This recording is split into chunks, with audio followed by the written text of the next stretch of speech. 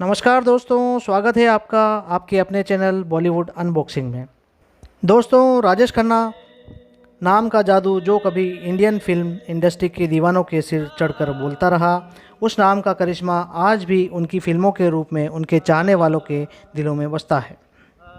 राजेश खन्ना को हिंदी फिल्मों का पहला सुपरस्टार कहा जाता है क्योंकि उन्होंने लगातार 15 हिट फिल्में दी भारतीय सिनेमा को।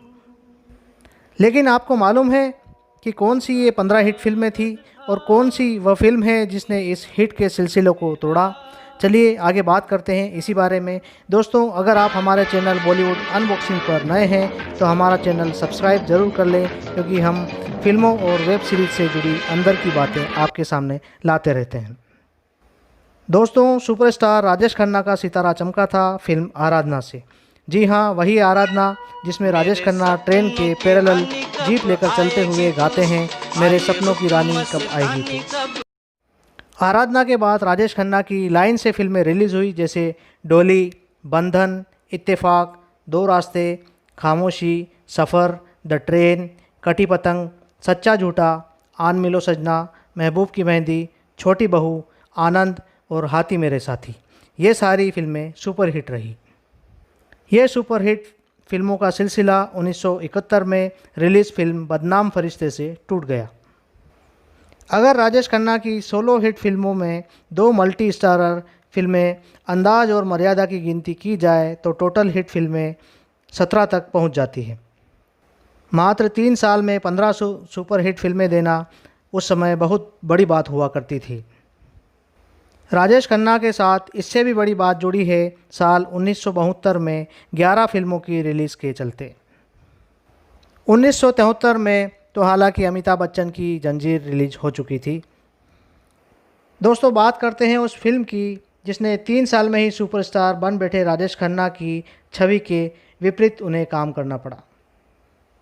यह पूरा मामला जुड़ा है 1972 में आई फिल्म बावर्ची से।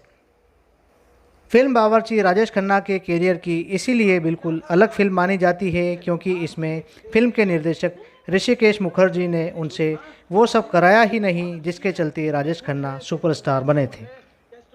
फिल्म बावर्ची दरअसल 1966 में रिलीज़ हुई हिट बांग्ला फिल्म गाल्पो होलियो सत्ती की हिंदी रीमेक है। तपन सिन्हा लिखित और निर्देशित इस फिल्म से राबी घोष ने बांग्ला फिल्म इंडस्ट्री में तहलका मचा दिया था। ऋषिकेश मुखर्जी ने जब ये फिल्म देखी तो उन्हें फिल्म बहुत पसंद आई। ऋषिकेश मुखर्जी ने अपने गुरु भाई गुलजार को इस फिल्म के हिंदी में डायलॉग लिखने की जिम्मेदारी सौंपी और खुद कहानी को लेकर पहुंच गए राजेश खन्ना के पास। राजेश खन्ना इससे पहले फिल्म आनंद में ऋषिकेश मुखर्जी के साथ काम कर चुके थे और आनंद के सेट पर एक बार लेट आने की वजह से वे ऋषिकेश मुखर्जी से डांट भी खा चुके थे। राजेश खन्ना को मालूम था कि ऋषिकेश मुखर्जी के काम करने का स्टाइल सर्कस के रिंग मास्टर जैसा है। फिल्म की स्टोरी सुनने के बाद राजेश खन्ना ने ऋषिकेश मुखर्जी को तुरंत ही बोल दिया कि मैं यह फिल्म कर रहा हूँ। ऋषिकेश मुखर्जी को थोड़ा आश्चर्य भी हुआ कि राजेश खन्ना जैसा सुपरस्टार बिना मान मनुहार कराए फिल्म करने को तुरंत राजी कैसे हो गया। राजेश खन्ना के फिल्म करने के लिए तुरंत हाँ बोल देने के पीछे भी एक वजह थी। राजेश खन्ना उन दिनों ऐसे रोल की तलाश में थे जो एक सुपरस्टार न करना चाहता हो और उस रोल को करने में बड़ा मज़ा आए। राजेश खन्ना ने केवल ऋषिकेश मुखर्जी से फिल्म में खुलकर किरदार को करने की छूट मांगी और ऋषिकेश मुखर्जी ने वह छूट उन्हें दे दी। राजेश खन्ना ने फिल्म बावर्ची में वह सब कुछ किया जो ऋषिकेश मुखर्जी ने उन्हें आनंद में नहीं करने दिया था। फिल्म की एक आश्चर्यजनक बात यह है कि फिल्म की ओपनिंग क्रेडिट्स के बजाय कलाकारों का परिचय एक एक करके अमिताभ की आवाज़ कराती है, जबकि फिल्म के हीरो राजेश खन्ना उस समय के सुपरस्टार थे। फिल्म बावर्ची का हीरो रघु हाफ पैंट और शर्ट में दिखता है। फिल्म की हीरोइन की कहानी का फिल्म में एक अलग ही ट्रैक है और फिल्म की हीरोइन के परिवार का जो शख्स रिटायरमेंट के करीब है उसका नाम मुन्ना है और मुन्ना की उसके पिताजी अब भी समय समय पर क्लास लगाते रहते हैं। इस फिल्म बावर्ची में दिखाए गए शांति निवास की कहानी के सारे पात्र एक से बढ़कर एक हैं। फिल्म में सबसे बूढ़े कैरेक्टर दादू से लेकर पिंटू बाबा तक सबकी कोई न कोई अपनी समस्या है। जब रघु नाम का बावर्ची शांति निवास में दाखिल होता है तो हर समस्या का हल तुरंत निकलने लगता है।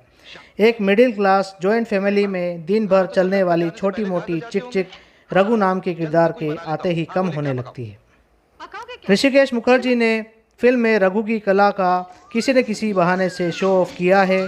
वह खाना पकाने में वो मास्टर है, भाषाओं का ज्ञानी है, बातों का धनी है, इतना कि बैठे बैठे हथेली में दिल्ली दिखा दे।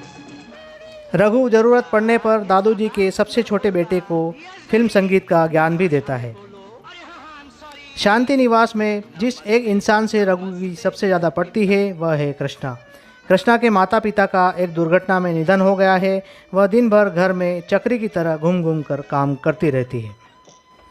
रघु की वह लाडली है और एक रघु ही है जो उसके मन की बात हमेशा ताड़ जाता है। फिर एक दिन अचानक रघु गायब हो जाता है और साथ ही गायब हो जाता है दादू जी के बिस्तर के नीचे रखा उनका कीमती बक्सा। कहानी का यह मोड़ पहले तो शांति निवास के सारे सदस्यों का असली चेहरा सामने लाता है। फिर सामने ये भी आता है कि रघु बुरा आदमी या चोर नहीं है, वह तो एक प्रोफेसर है जो दूसरों को खुशियां बांटने के मिशन पर निकला है। सुपरस्टार राजेश खन्ना का रघु वाला रोल बिल्कुल सिंपल सा था। कहाँ राजेश खन्ना जैसा रोमांटिक हीरो और कहाँ एक भरे पूरे परिवार में बर्तन मांजता हुआ रघु। राजेश खन्ना द्वारा रघु का रोल करना ही इस बात को दिखाता है कि राजेश खन्ना को कभी किसी चीज़ का मोह नहीं रहा। राजेश खन्ना की फिल्म आनंद का संवाद बाबू मोशाय ज़िंदगी लंबी नहीं बड़ी होनी चाहिए यहाँ आकर सादगी की वकालत करते हुए खुश रहने की बहुत साधारण सी बात बताता है, लेकिन साधारण होना ही आज के समय में सबसे मुश्किल काम है। फिल्म बावर्ची की कहानी साल 1997 में आखिर एक बार फिर पर्दे पर आई थी गोविंदा की हीरो नंबर 1 के रूप में, लेकिन इससे पहले बावर्ची की मूल बांग्ला फिल्म गोल्पो होलिया सत्ती की रीमेक तमिल में एक बार और कन्नड़ में 2 बार बन चुकी है। दोस्तों, अब आते हैं अपने मेन मुद्दे पर। फिल्म बावर्ची की शूटिंग के दिनों में अमिताभ बच्चन और जया भादुड़ी का प्रेम प्रसंग भी अपने उफान पर था और इसे लेकर राजेश खन्ना भी काफ़ी उल्टा सीधा बोलते थे।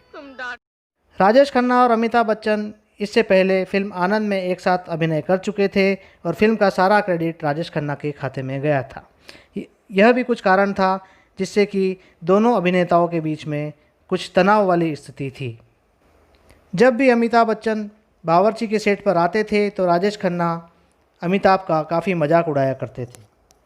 राजेश खन्ना द्वारा अमिताभ का मजाक उड़ाने के चलते एक दिन दुखी होकर जया भादुड़ी के मुंह से निकल ही गया कि एक दिन ज़माना ही देखेगा कि ये कहाँ होंगे और आप कहाँ।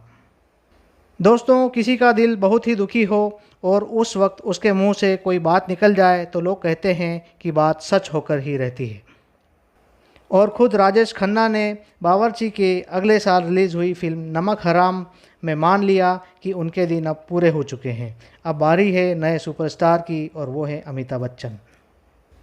दोस्तों, आज के वीडियो में बस इतना ही।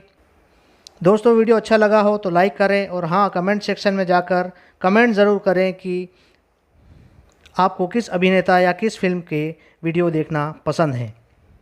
धन्यवाद दोस्तों, फिर मिलेंगे किसी और फिल्मी सब्जेक्ट के साथ में।